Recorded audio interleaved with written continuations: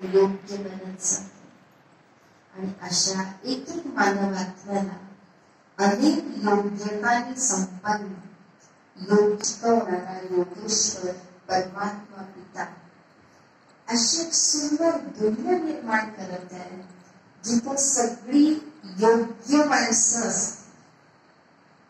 अयोग्य कुणीच असणार की हा असं करतो नाही, बरोबर नाही असं कोणीच कोणाला म्हणणार.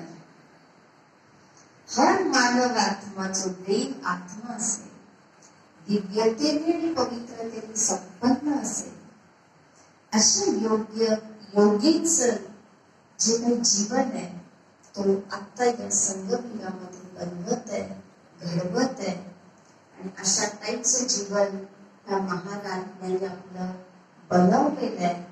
त्या शिवबाबाचे धन्यवाद आहेत, परिवाराचे पण धन्यवाद आहेत की त्या परिवाराने पण त्यांना इथपर्यंत यायला, इथल्या सगळ्या गोष्टींना फॉलो करायला सहयोग दिला, मदत केली.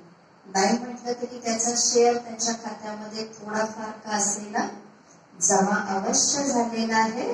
परंतु सृष्टी चक्रामध्ये आता अधिक काळ शिल्लक नाहीये. आपण दुनियेचे सगळे समाचार आणि सगळी दृश्य पाहत आहोत. दुनिया विकासाकडे चालली की विनाशाकडे चालली आहे? काय वाटते? आलेला परिवार बोला, या दोघांचे परिवार मेंबर जे आहेत ते बोला. विकास आहे की विनाश आहे? परिवारातले कोण आलेत मेंबर? दोघांचा परिवार आणि पंडितचा परिवार हात वर करा.